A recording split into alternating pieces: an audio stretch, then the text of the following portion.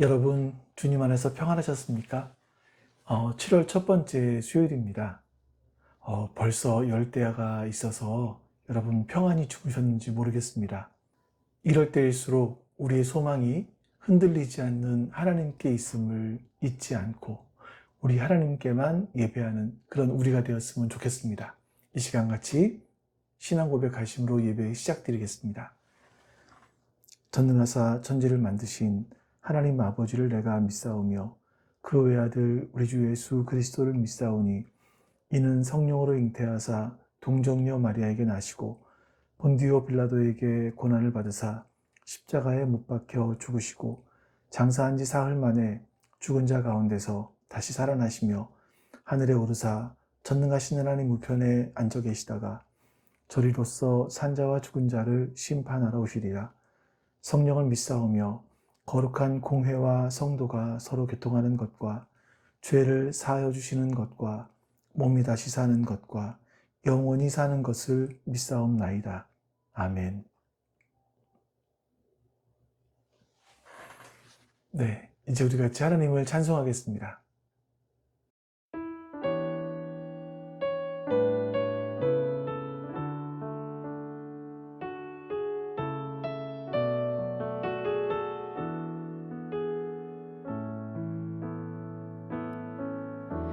주여 우린 연약합니다. 우린 오늘을 힘겨워합니다. 주 뜻 이루며 살기에 부족합니다. 우린 연약합니다. 주여 우린 넘어집니다. 오늘 하루 또 실수합니다. 주의 긍휼을 구하는 죄인입니다. 우리 주만 바라봅니다.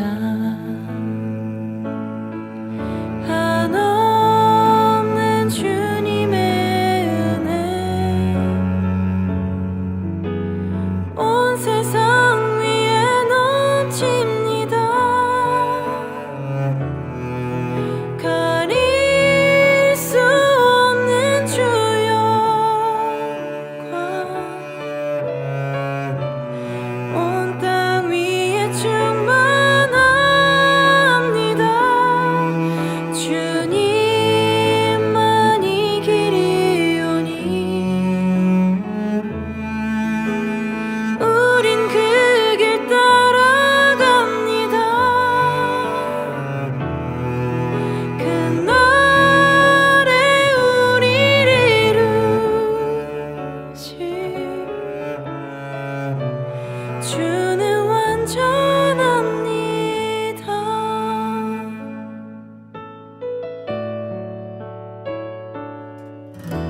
주여 우린 넘어집니다. 오늘 하루 또 실수합니다. 주의 긍휼을 구하는 죄인입니다. 우리 주만 바라봅니다. 한없는 주님의 은혜 온 세상 위에 넘칩니다. 가릴 수 없는 주여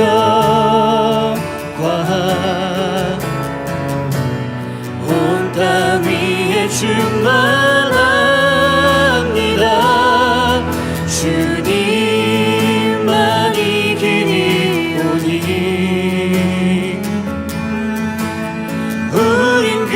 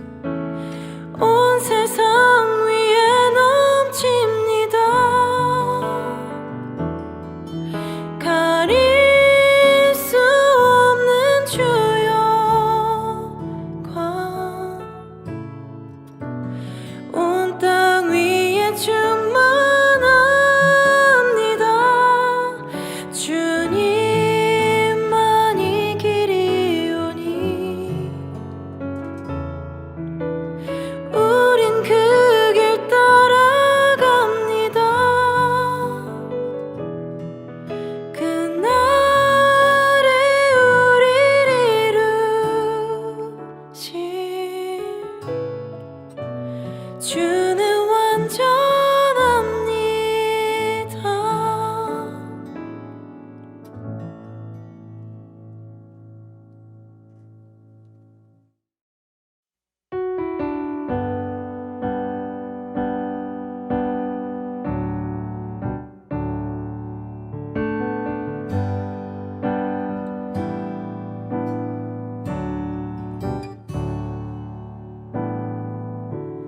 은혜 아니면 살아갈 수가 없네.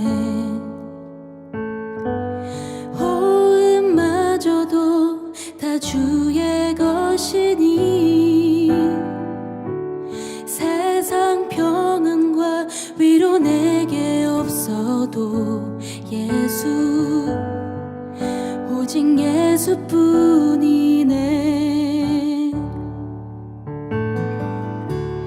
은혜 아니면 살아갈 수가 없네. 호흡마저도 다 주의 것이니 세상 평안과 위로 내게 없어도 예수, 오직 예수뿐이네.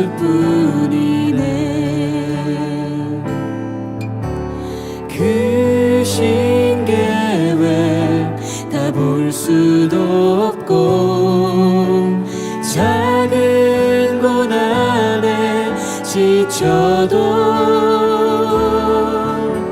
주께 묶인 나의 모든 삶 버티고 견디게 하시네. 은혜 아니면 살아갈 수가 없네. 나의 모든 것 다 주께 맡기니 참된 평안과 위로 내게 주신 주 예수, 오직 예수뿐이네.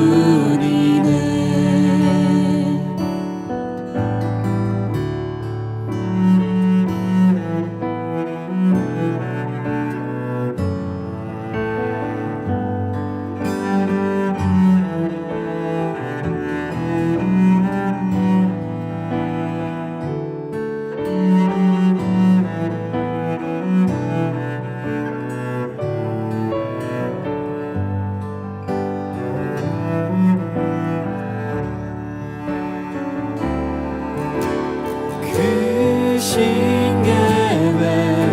다 볼 수도 없고 작은 고난에 지쳐도 주께 묶인 나의 모든 삶 버티고 견디게 하시네. 그 신계획 다 볼 수도 없고 작은 고난에 지쳐도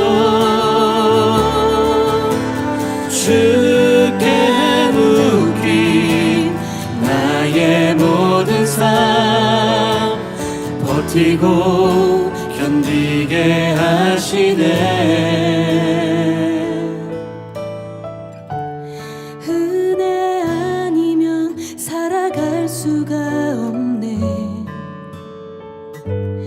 나의 모든 것 다 주께 맡기니 참된 평안과 위로 내게 주신 주 예수, 오직 예수뿐이네.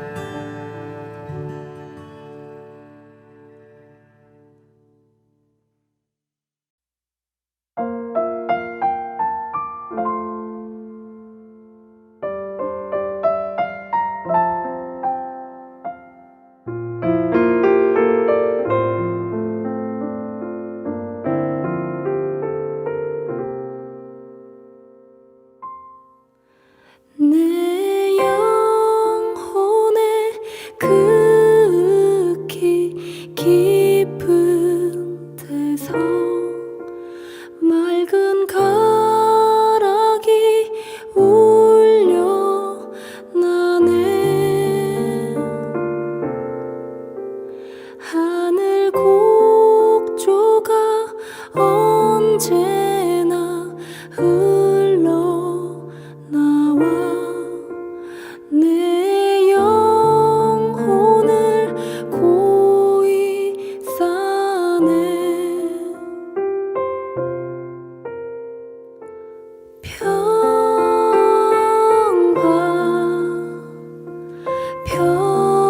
평화로다. 하늘 위에서 내려오네.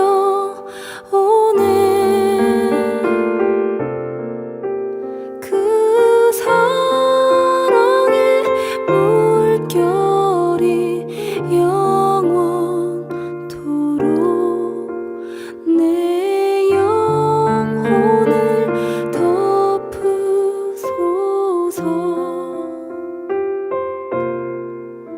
내 영혼의 평화가 넘쳐남은 주의 큰 복을 받음이라. 내가 주야로 주님과 함께 있어 내 영혼이 편히 쉬네.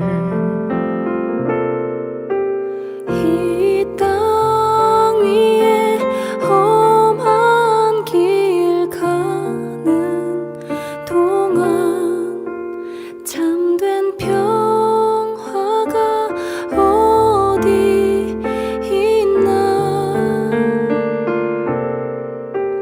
우리 모두 다 예수를 친구 삼아 참 평화를 누리겠네.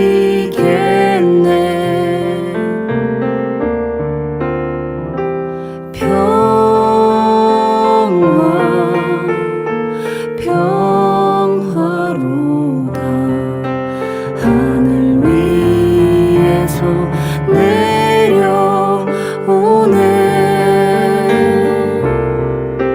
그 사랑의 물결이 영원토록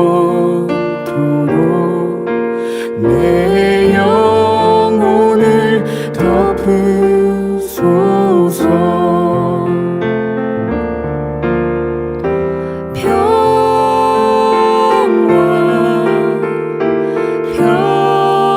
평화로다. 하늘 위에서 내려오네.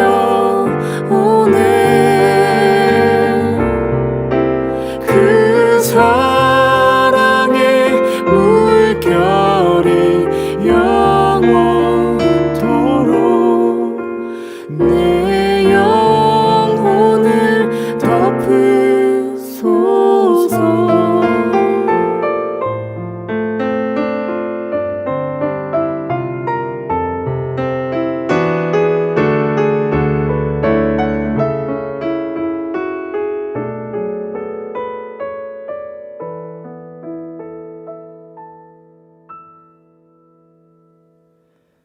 내 영혼 내 영혼 평안해. 평안해. 내 영혼 내 영혼 평안해.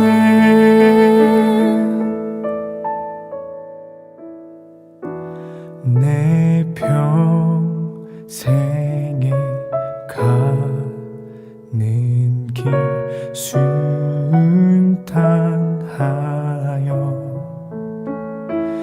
늘 찬찬한 강 같든지 큰 풍파로 무섭고 어렵든지 나의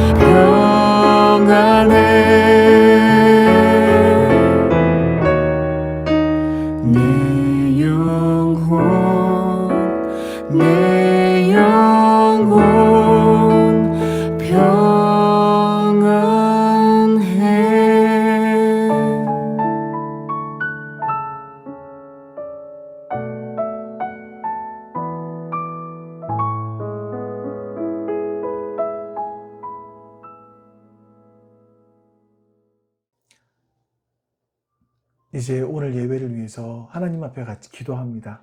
옆에 기도 제목 보시면서 우리 기도하겠습니다. 내 사랑이 내 백성은 예배드릴 수 있는 은혜를 허락하여 주셔서 포기 못하니 우리의 마음에 새길 수 있도록 도와주시고 내 모든 것 내어주고 아버지 하나님 나 그들을 얻으리라 여호와께 돌아가자 주께서 베푸시는 우린 돌아서도 그는 변치 않네 여호와께 돌아가자 우린 넘어져도 그 사랑 영원하네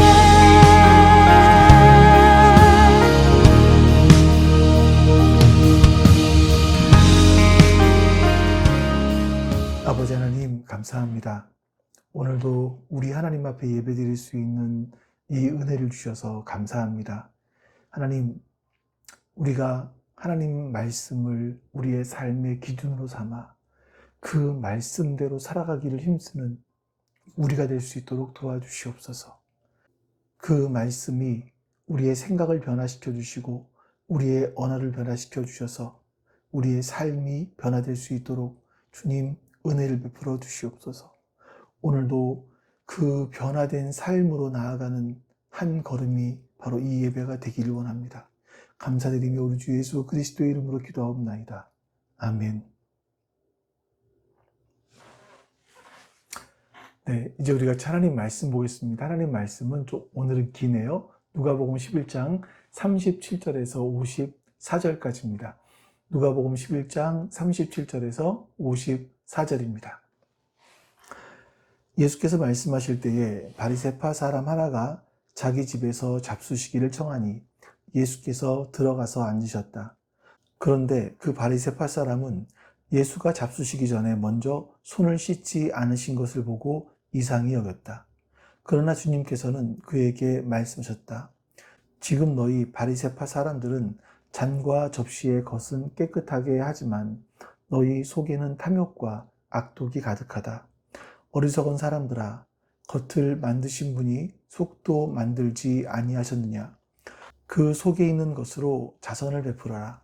그리하면 모든 것이 너희에게 깨끗해질 것이다. 너희 바리새파 사람들에게 화가 있다. 너희는 박하와 운양과 온갖 채소의 11조는 바치면서 정의와 하나님께 대한 사랑은 소홀히 한다. 그런 것들도 반드시 행해야 하지만 이런 것들도 소홀히 하지 않았어야 하였다. 너희 바리새파 사람들에게 화가 있다. 너희는 회당에서 높은 자리에 앉기를 좋아하고 장터에서 인사받기를 좋아한다. 너희에게 화가 있다. 너희는 드러내지 않게 만든 무덤과 같아서 사람들이 그 위를 밟고 다니면서도 그것이 무덤인지를 알지 못한다. 율법 교사 가운데 어떤 사람이 예수께 말하였다. 선생님이 이렇게 말씀하시면 우리까지도 모욕하시는 것입니다. 예수께서 말씀하셨다. 그렇다. 너희 율법 교사들에게도 화가 있다. 너희는 지기 어려운 짐을 사람들에게 지우면서 너희 자신은 손가락 하나도 그 짐에 대려고 하지 않는다. 너희에게 화가 있다. 너희는 너희 조상들이 죽인 예언자들의 무덤을 세운다. 그렇게 함으로써 너희는 너희 주상들이 저지른 소행을 증언하며 찬동하는 것이다. 너희 주상들은 예언자들을 죽였는데 너희는 그들의 무덤을 세우기 때문이다. 그러므로 하나님의 지혜도 말하기를 내가 예언자들과 사도들을 그들에게 보내겠는데 그들은 그 가운데서 더러는 죽이고 더러는 박해할 것이다 하였다. 창세 이래로 흘린 모든 예언자들의 피의 대가를 이 세대에게 요구할 것이다. 아벨의 피에서 비롯하여 제단과 성소 사이에서 죽은 사가랴의 피에 이르기까지 말이다. 그렇다. 나는 너희에게 말한다. 이 세대가 그 책임을 져야 할 것이다. 너희 율법교사들에게 화가 있다. 너희는 지식의 열매를 가로채서 너희 자신도 들어가지 않고 또 들어가려고 하는 사람들도 막았다. 예수께서 그 집에서 나오실 때에 율법 학자들과 바리새파 사람들은 잔뜩 앙심을 품고서 여러 가지 물음으로 예수를 몰아붙이기 시작하였다. 그들은 예수의 입에서 나오는 말에서 트집을 잡으려고 노력했다. 아멘. 저는 이제 목사로서 또 그리스도인의 한 명으로서 고민이 하나 있습니다. 그거는 하나님의 살아있는 말씀이 어떻게 우리의 삶 속에 실현될 수 있을까 하는 거죠. 또 반대로 본다면, 그 하나님의 놀라운 말씀이 어쩌다가 생명력을 잃게 되었을까 하는 겁니다. 어쩌면 오늘 여러분들이 읽고 있는 이 본문 말씀은 그 고민에 대한 해답을 주는 주님의 음성이 될지도 모르겠습니다. 당시에 가장 경건하다고 자부했던 바리새인들 그리고 율법 교사들을 향해서 예수님은 7번씩이나 너희에게 화가 있다라고 말씀하십니다. 이건 단순하게 과거에 어떤 부류의 사람들이 잘못했기 때문에 그들에게 화가 있다라는 것이 아니라 우리에게도 해당되는 말씀인 것 같아요. 우리는 정말 하나님의 살아있는 말씀, 생명력이 있는 말씀을 가지고 나의 생명과 다른 사람의 생명을 풍성하게 만들고 있는가? 아니면 내가 가지고 있는 성경의 지식을 통해서 다른 사람들을 판단하고 넘어뜨리고 있는가? 우리가 이거를 우리에게 지금 묻고 계신 것이다. 이런 생각들이 듭니다. 자, 이런 생각을 한번 해볼까요? 우리 한국교회가 옛날의 예배의 모습은요, 그냥 방바닥에 방석 하나 놓고 앉아 있었습니다. 예배 시간이 되면 성도들은 다 바닥에 앉아 있었고요. 또 그러다가 기도를 하게 되면 자연스럽게 무릎을 꿇고 하나님께 기도를 했습니다. 이건 참 불편하고 힘들었겠지만 그 시대 성도들의 진심이 담긴 그런 신앙의 고백이었다고 저는 생각을 합니다. 뿐만 아니라 이제 설교를 하는 사람들 있지 않습니까? 이 설교를 하는 사람들도 강단에 올라갈 때는 당연히 신발을 벗었죠. 뿐만 아니라 꽃꽂이를 하시는 분 같은 경우도 강단에 올라가기 전에 10분씩 20분씩 기도를 하고 강단에 올라가기도 했었고요. 그리고 성경을 읽거나 아니면 대표 기도를 하시는 분들 역시 시판에서 신발을 벗고 강단에 올라가는 것을 당연하게 생각을 했었습니다.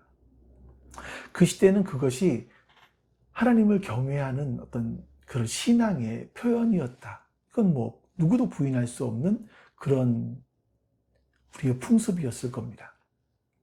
근데 세월이 지났죠. 근데 만약 어떤 교회에서 기도는 반드시 무릎을 꿇고 해야만 참된 기도를 할 수 있는 거야 라고 말한다거나 또는 강단에 오를 때는 무조건 신발을 벗어야 돼 라고 주장한다면 어떨까요? 지금처럼 교회가 고령화되어 버렸다면 대부분의 어르신들은 무릎이 불편하기 때문에 교회를 못 나오거나 예배에 참석, 기도에 참석을 못 하시게 될 수도 있을 것 같습니다. 이렇게 한때 우리의 진심을 담고 있었던 이 경건의 형식은 본질을 잃어버리고 다른 사람들을 판단하고 정죄하는 도구가 되겠죠. 신앙의 핵심인 하나님을 향한 진실하고 사랑 가득한 그 마음은 사라지고 나는 이렇게 경건한 사람이야, 나는 이렇게 신앙생활하고 있어라는 자기의만 남게 될지도 모르겠습니다. 오늘 본문은요, 바로 여기 이 지점에서 형식과 본질이 분리되는 바로 그 지점에서 말씀이 시작됩니다. 예수님께서는요, 한 바리새인의 집에 초대를 받으세요. 그런데 식사 전에 손을 씻지 않으셨습니다. 우리 37절, 38절 말씀을 읽어보죠. 예수께서 말씀하실 때에 바리새파 사람 하나가 자기 집에서 잡수시기를 청하니 예수께서 들어가서 앉으셨다. 그런데 그 바리새파 사람은 예수가 잡수시기 전에 먼저 손을 씻지 않으신 것을 보고 이상히 여겼다. 아멘. 여러분, 지금이야 사람들이 식사 전에 손을 씻는 것은 당연한 그런 위생 습관처럼 우리가 생각할 수 있습니다. 하지만 당시에 바리새인들에게 이 손을 씻는 행위는요, 위생의 차원이 아니라 정결 예식이었습니다. 그러니까 그들은 조상 때부터 내려온 전통에 따라서 내가 부정한 것을 만졌을지도 모르기 때문에 이 정해진 규범대로 손을 씻어야만 하나님 앞에 나아갈 수 있는 자격을 얻는다, 이렇게 믿었던 거죠. 이건요, 자신들이 이방인들, 이런 죄인들과는 구별된다라는 어떤 그런 거룩한 백성이라는 정체성을 보여주는 중요한 표식이기도 했습니다. 자, 그런데 하나님의 말씀을 가르친다고 하는 예수님이 손을 씻지 않고 자리에 앉으신 겁니다. 바리새인들은 이 상황을 보면서 너무나 이상하게 생각을 했죠. 아니, 저 사람이 말씀을 가르치는 사람 맞아? 어떻게 그 부정한 손으로 음식을 먹으려고 하는 거야? 율법을 무시하는 거야? 그들은 마음속으로 이미 예수님을 가리켜서 너는 자격 미달이야, 너는 불경건한 사람이야 라고 정판단하고 정죄했던 겁니다. 바로 그 순간에 주님께서 그들의 마음의 중심을 보셨죠. 점잖게, 겉으로는 점잖게 앉아 있었지만 속으로는 판단하고 정죄하고 칼을 갈고 있는 이 바리새인들의 생각을 정확하게 알고 이렇게 말씀하십니다. 39절, 40절. 그러나 주님께서는 그에게 말씀하셨다. 지금 너희 바리새파 사람들은 잔과 접시의 겉은 깨끗하게 하지만 너희 속에는 탐욕과 악독이 가득하다. 어리석은 사람들아, 겉을 만드신 분이 속도 만들지 아니하셨느냐. 아멘. 바리새파 사람들은요, 정기적으로 손을 씻고 금식하고 기도 시간을 지키고 11조를 정확하게 했습니다. 그러니까 일반 사람들이 보기에 그들의 종교 행위는 완벽했어요. 또 그들이 완벽하게 하고 싶어 했고요. 그런데 주님께서 보시기에 그들의 마음속에는 탐욕과 악독이 가득했다라고 말씀하시는 거예요. 이 탐욕이라는 단어는요, 그냥 마음적, 내면의 욕심을 말하는 것이 아니라 강탈하고 약탈하는 걸 말합니다. 내 이익을 위해서라면 남의 것을 빼앗아서라도 자기 배의 욕심을 채우려고 하는 마음. 이게 탐욕이에요. 악독이라는 건 뭐냐면 사악함, 부패함, 이걸 말하는데 그들의 마음속에 질투시기, 음란, 교만, 이런 부패한 악이 가득 차 있었다는 겁니다. 예수님께서는요, 그들을 향해 어리석은 사람들아 라고 말씀하세요. 그들이 왜 어리석습니까? 그들은 신앙생활의 가장 중요한 핵심을 놓치고 있었기 때문입니다. 하나님은 겉을 만들기도 하셨지만 그 사람들의 속도 만드신 분, 그래서 그 속 마음을 알고 계시는 분이라는 걸 그들은 생각하지 못한 거죠. 예수님은 이렇게 말씀하십니다. 11장 41절 말씀이에요.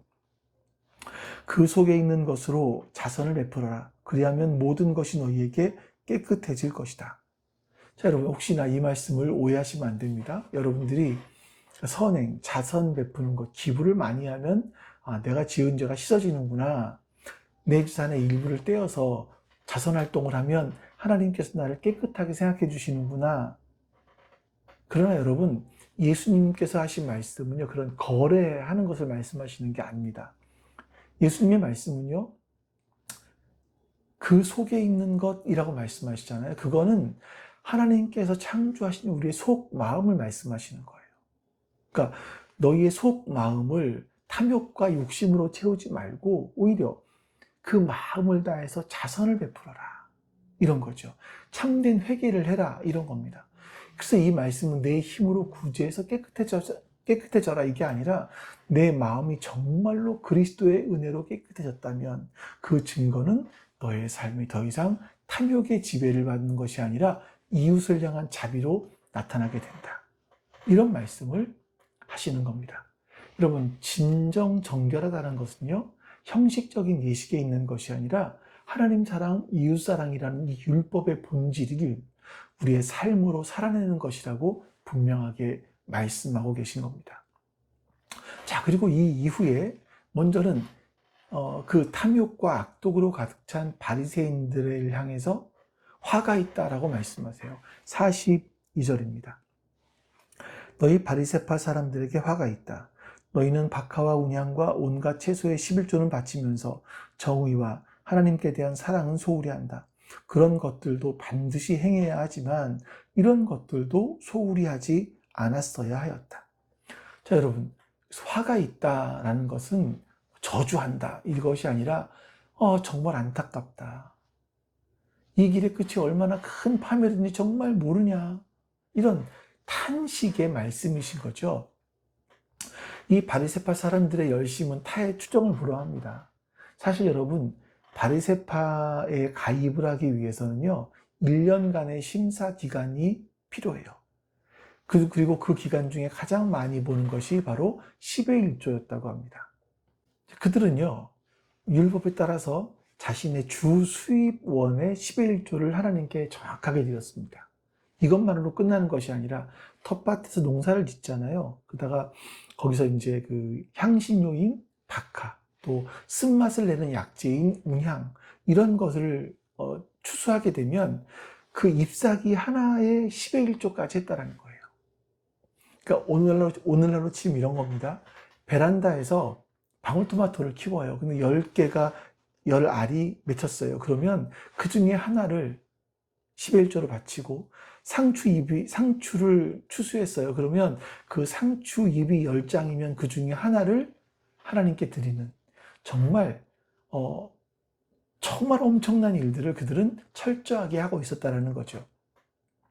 근데 이렇게 대단한 일을 하고 있었는데 예수님께서는 그들의 열심을 칭찬하지 않으시고 도리어 안타까워 하시는 겁니다. 왜 그렇습니까? 그들의 열심이 내용을 잃어버린 형식이었기 때문에 그렇습니다. 여러분, 10의 1조가 뭐죠? 10의 1조는요, 율법이 주어지기 이미 500년 전에 성경에 기록되어 있습니다. 그러니까 율법 이전부터 있었던 거죠. 창세기 14장에 보시면 아브라함이 10의 1조 드린 것이 처음 기록되어 나옵니다. 조카 롯을 구하기 위해서 전쟁을 하게 되고 이 전쟁에서 기적적으로 승리를 합니다. 그때 승리를 하고 돌아와서 아브라함은 하나님의 제사장 멜기세덱을 찾아가서 전리품의 10분의 1을 그 멜기세덱에게 드립니다. 이게 뭐냐면 이 모든 승리가 하나님께로부터 왔습니다. 나의 생명과 나의 모든 소유가 하나님의 것입니다. 라는 신앙의 고백이에요. 이 10의 1조라는 것은요, 이스라엘 사람들만 하나님께 드렸던 것이 아니라 그 당시 근동 지역에 살던 사람들은 다 자신의 왕에게 10의 1조를 드렸습니다. 그 의미는 나는 왕에게 속한 사람입니다. 라는 그런 의미를 그 안에 담고 있는 거예요. 그러니까 11조는 10의 1조라는 형식은 바로 이런 고백의 내용을 담고 있는 그릇이 되는 겁니다. 자, 그런데 이 바리새파 사람들은요, 정확하게 계산하는 것만 집착했어요. 그러다 보니까 공의, 하나님에 대한 사랑, 이런 건 버린 거죠. 그들은 10의 1조를 드리면서 하나님을 사랑하기보다 자기 자신의 경건함을 사랑했어요. 가난한 사람, 이웃들에게 공의를 베풀기보다 자신이 종교적인 의무를 다했다라는 이런 만족감을 즐거워했던 겁니다. 심지어 율법에도 없는 전통을 만들어서 사람들에게 더 큰 짐을 지었습니다. 이들은요, 본질적인 사랑과 이 공의의 정신을 놓치고 외형적인 규칙에 매달려서 스스로 의롭다고 생각을 했던 겁니다. 자, 우리를 볼까요? 우리가 주의를 지키고 10의 1조를 하고 새벽기도, 큐티, 교회 봉사, 이런 귀한 신앙의 형식들 속에서 하나님을 향한 사랑과 이웃을 향한 공의, 이것이 잘 담겨 있는가라는 겁니다. 아니면 그 내용물은 이미 다 비워버리고 텅 빈 그릇만 요란하게 반짝거리며 남아있는 것은 아닌가 생각해 보셔야만 하는 거죠. 내용이 없는 형식은, 이런 형식의 반복은요, 우리의 영혼을 병들게 만듭니다. 그래서 예수님 분명히 말씀하십니다. 그런 것들도 반드시 행해야 하지만 형식이에요. 이런 것들도 소홀히 하지 않아야 된다. 내용이겠죠. 형식 자체가 나쁜 것이 아니라 형식이 본질을 담지 못하고 오히려 본질을 가려버리면 거기서 문제가 생기는 겁니다. 진정한 신앙은요, 겉과 속이 일치하는 겁니다. 자, 예수님 그 다음에 그들의 교만과 뒤틀린 권위의식에 대해서 화가 있다라고 말씀하세요. 43절 또 46절 말씀을 보겠습니다. 너희 바리새파 사람들에게 화가 있다. 너희는 회당에서 높은 자리에 앉기를 좋아하고 장터에서 인사받기를 좋아한다. 46절 예수께서 말씀하셨다. 그렇다. 너희 율법 교사들에게도 화가 있다. 너희는 지기 어려운 짐을 사람들에게 지우면서 너희 자신은 손가락 하나도 그 짐에 대려고 하지 않는다. 바리새인들은요, 그 당시에 회중석, 일반 사람들이 앉는 자리보다 약 1.5m 정도 높이 있는 모세의 자리라고 하더라고요. 그 강단 옆에 특별석에 앉는 걸 굉장히 좋아했습니다. 그 자신들이 그 높은 자리에 앉음으로써 내 우월함을 과시하고 싶어 했던 거죠. 또한 이 사람들은 시장에 가서 사람들이 자신들을 알아보고 허리를 숙여 인사하는 걸 굉장히 좋아했습니다. 야, 사람들이 나를 이렇게 인정해 주는구나 하는 거죠. 그들은 섬기는 자가 아니라 군림하는 자가 되기를 원했던 겁니다. 그들의 권위는요, 하나님께로부터 온 것이 아니라 사람들의 인정과 외적인 지위에 바탕을 두고 있었던 겁니다. 자, 예수님이 이런 말씀을 하시자 이 말씀을 듣고 있던 율법교사가 화를 내면서 이렇게 말을 합니다. 율법교사 가운데 어떤 사람이 예수께 말하였다. 선생님이 이렇게 말씀하시면 우리까지도 모욕하는 것입니다.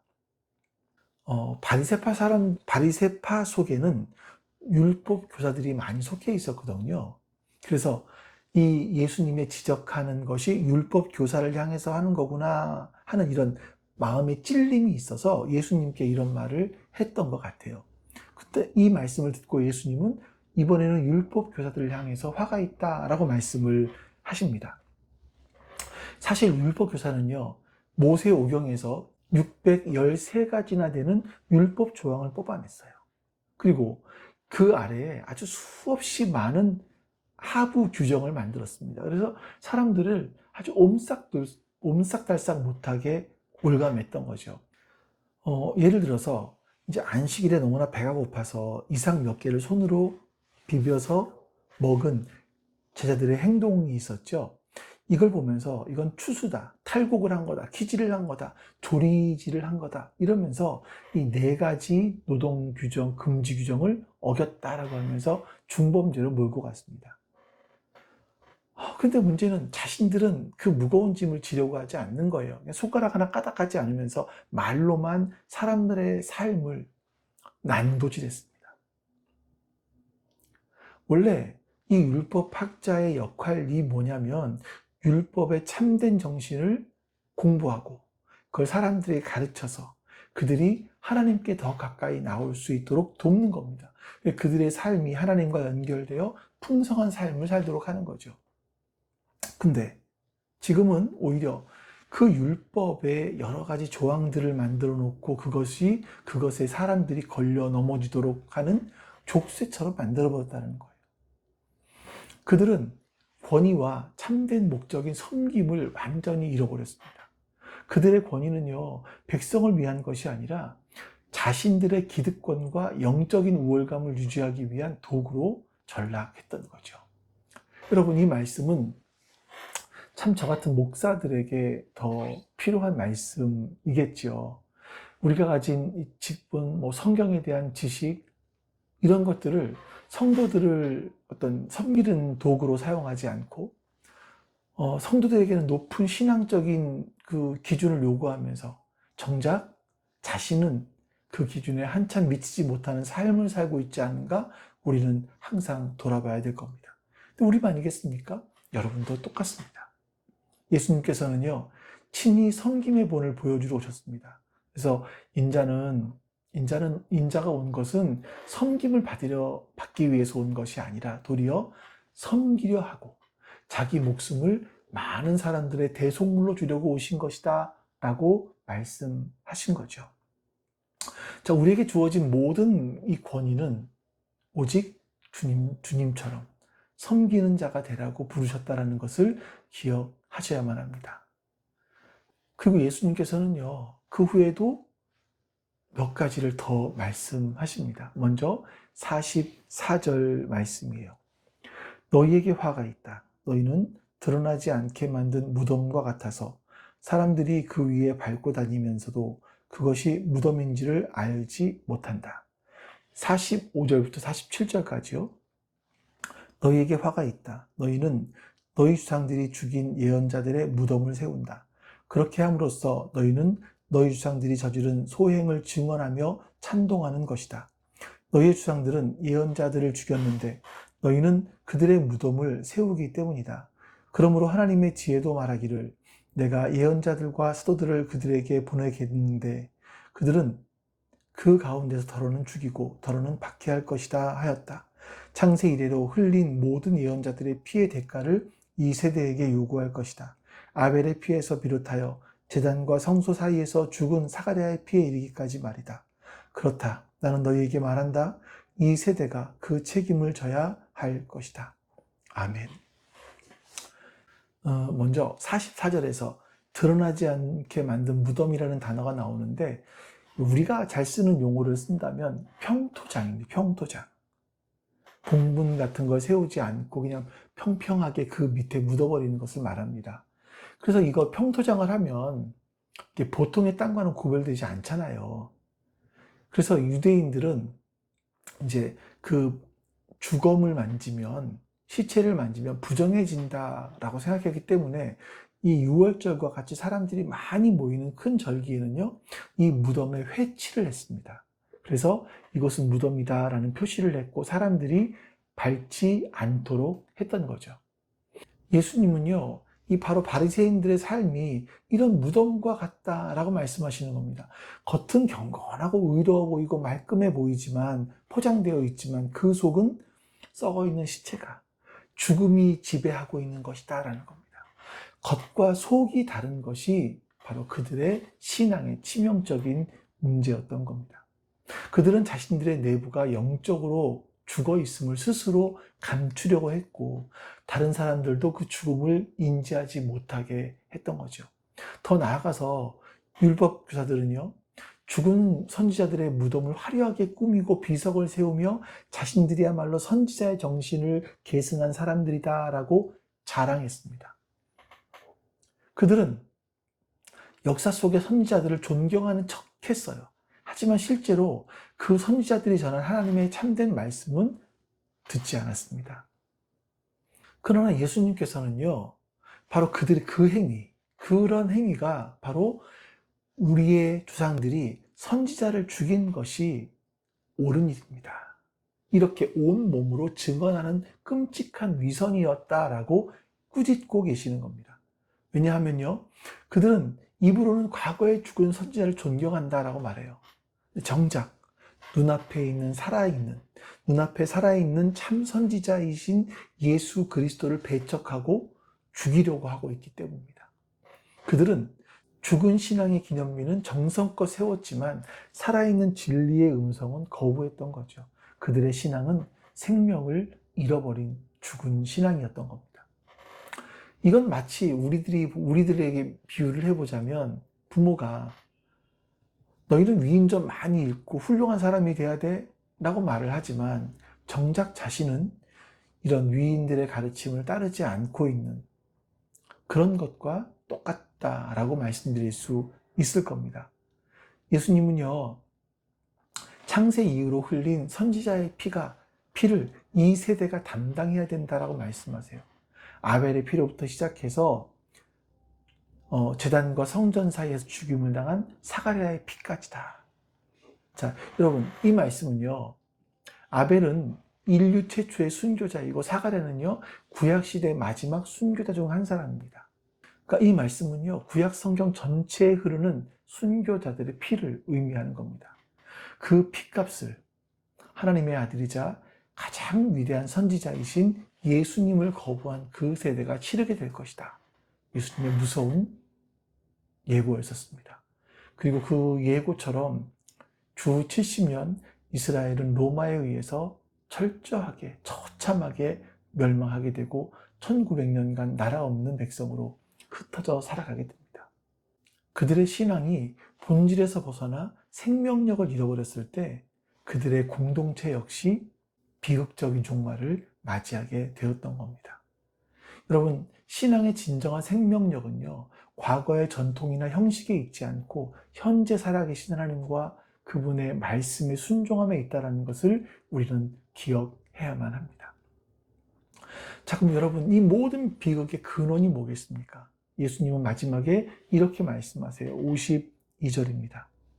너희 율법 교사들에게 화가 있다. 너희는 지식의 열쇠를 가로채서 너희 자신도 들어가지 않고 또 들어가려고 하는 사람들도 막았다. 이것이 사실 오늘 본문의 결론이기도 하고 설교의 핵심이기도 합니다. 그들은요, 지식의 열쇠를 손에 쥐고 있었습니다. 근데 이 열쇠를 사용할 줄 몰랐어요. 이 지식의 열쇠라는 건 단순하게 이제 뭐 성경 구절을 많이 암송했다, 뭐 율법 조항을 많이 알고 있다, 이런 것을 말하지 않습니다. 그것은요, 하나님의 마음을 알고 하나님의 사랑과 은혜가 넘쳐나는 하나님 나라 안으로 들어가는 그런 생명의 통로를 의미하는 겁니다. 여러분, 이런 상상을 한번 해볼까요? 아주 커다란 문이 있습니다. 그 문을 통하면 하나님 나라로 들어갈 수 있는 거예요. 근데 이 길을 가르쳐 주는 게 지식의 열쇠겠죠. 근데 바리새인들은 뭐라고 있냐면 지금 그 문 밖에서 열쇠의 모양은 어떻게 생겼고 그 재질은 무엇이고 뭐 그 문의 재질은 무엇이고 문은 어떤 모양을 갖고 있고 이것만을 연구하고 있는 거예요. 그리고 그 열쇠를 사용해서 자신도 그 안에 들어가지 않고 다른 사람도 그 안에 들어가는 것을 막고 있다는 거죠. 여러분, 율법 교사는요, 평생을 하나님 말씀을 연구하고 베끼고 가르쳤습니다. 그들은 누구보다 그 지식의 열쇠, 하나님 나라의 열쇠를 너무나 잘 아는 사람들이에요. 그들의 사명은 그 열쇠로 하나님 나라의 문을 열고 사람 자신이 먼저 들어가고 다른 백성들도 그곳으로 인도하는 그런 것이었습니다. 그런데 그들은요, 그 열쇠로 문을 열기는커녕 오히려 문을 굳게 걸어 잠그고 자신도 들어가지 않고 다른 사람들 들어오지 못하도록 막고 있었다는 겁니다. 이것은 마치 길을 알려주는 지도를 손에 딱 쥐고 있으면서 자신은 길을 가지 않고 다른 사람들이 길을 찾으려는 것을 방해하는 것과 똑같습니다. 참 이 말씀도 저같이 목회자에게는 두려운 말씀일 거예요. 내가 지금 맡고 있는 이 말씀이 성도들을 자유케 하는 것이 아니라 세상의 율법, 세상의 법칙으로부터 자유케 하는 것이 아니라 오히려 그 위에 율법의 짐을 지우고 하나님께 나아가는 것을 가로막는 장애물이 되지는 않는지 우리가 끊임없이 한번 성찰해 봐야 될 겁니다. 사도 바울이 사울이었을 때 그 사람은 누구보다 철저한 바리새인이었고 율법 교사였었습니다. 그는 자신의 열심이라고 하는 열쇠로 교회를 파괴하는 일에 앞장섰어요. 그는 율법을 완벽하게 지킴으로써 의로워질 수 있다고 굳게 믿었습니다. 자, 그러나 다메섹으로 가는 길에 부활하신 예수님이 그를 찾아오시죠. 그리고 그의 손에 들려있던 거짓 열쇠, 거짓 지식의 열쇠가 완전히 부서집니다. 그리고 그의 눈에서는 비늘 같은 것이 떨어지죠. 자, 그가 그토록 자랑했던 지식, 의, 이것이 사실은 그의 눈을 멀게 하고 하나님으로부터 멀어지게 했던 거짓의 열쇠였다라는 것을 깨닫게 된 겁니다. 그의 속사람이 완전히 새로운 사람으로 변화되자 그는 비로소 세상을, 사람을, 율법을 그리고 하나님을 바르게 보는 진리의 눈을 갖게 되었습니다. 더 이상 자신의 의를 자랑하지 않아요. 오직 십자가만 자랑합니다. 그리고 이렇게 말합니다. 내가 그리스도와 함께 십자가에 못 박혔나니 그런즉 이제는 내가 사는 것이 아니요 오직 내 안에 그리스도께서 사신 것이라. 이런 고백을 하게 되는 겁니다. 이것이 바로 지식의 열쇠가 가리키는 진실한 길인 겁니다. 지금 여러분과 저의 손에는 어떤 열쇠가 들려 있을까요? 혹시 바리새인들처럼 겉모습을 꾸미고 자기 의를 쌓는 어떤 외식의 열쇠? 혹시 그걸 보면서 천국의 열쇠라고 착각하고 있지는 않습니까? 내가 좋아하는 말씀, 나에게 위로가 되는 말씀은 받아들이고 나를 바꾸고 순종을 요구하는 말씀은 외면하며 모든 말씀으로 살라는 주님의 명령을 우리가 거역하고 있지는 않습니까? 하나님께서 우리에게 주신 그 진리의 열쇠를 너무나 오랫동안 사용하지 않아서 녹슬게 만들고 있지는 않습니까? 아니면 그 거룩한 열쇠로 세속적인 가치관, 성공의 문을 열겠다고 애를 쓰고 있지는 않습니까? 우리는 혹시 예수 그리스도의 이름을 빌어서 우리의 욕망을 추구하는 것에 관심이 있는 것은 아닌지 돌아보셔야만 합니다. 여러분, 이제 우리의 낡고 무거운 이런 족쇄들을 다 끊어버릴 때입니다. 다른 사람을 정죄하고 판단하는 족쇄, 내 열심과 공로를 의지하던 자기 의라고 하는 족쇄, 세상의 헛된 신을 인정하고 갈망하던 그런 교만, 이런 모든 것들을 주님의 십자가 앞에 내려놓고 우리를 얽매는 모든 죄와 위선, 교만의 짐을 벗어버리고 십자가 앞에 겸손하게 나아가야만 합니다. 그리고 오직 생명의 열쇠이신 예수 그리스도를 붙들어야만 하는 거죠. 이제 나의 죄를 인정하고 회개하고 십자가의 은혜를 믿는 겁니다. 날마다 말씀을 통해서 주님의 뜻을 구하고 성령의 인도하심을 따라 순종하며 살아가는 겁니다. 자, 우리가 먼저 여러분, 이런 외식의 열쇠를 깨트리고 진리의 열쇠이신 우리 주님과 함께 설 때 우리는 비로소 어두운 세상에 빛을 비추는 등대가 될 것이고 썩어가는 세상을 막는 소금이 될 것입니다. 여러분, 바라기는 오늘 말씀을 통해서 우리의 신앙을 한번 정직하게 돌아보시고 내가 녹슨 열쇠를 가지고 있는 것은 아닌가 돌아보시고 이제 그 족쇄들을 다 버리고 오직 생명의 열쇠이신 예수 그리스도만을 붙들므로 말미암아 주님 안에서 함께 아름답게 지어져가는 여러분과 제가 되기를 주님의 이름으로 축원합니다. 아멘. 우리 오늘도 오늘 주신 하나님의 말씀을 주기도문을 따라 같이 기도하겠습니다. 기도합니다.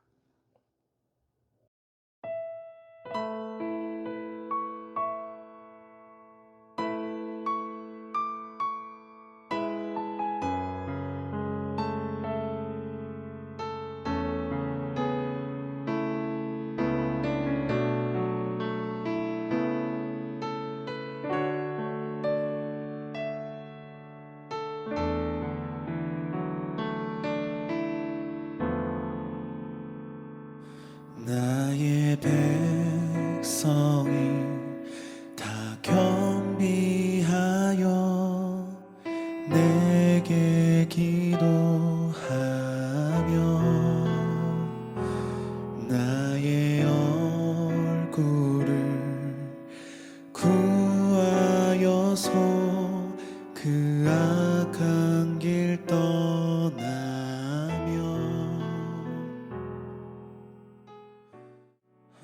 하늘에서 듣고 죄를 사하여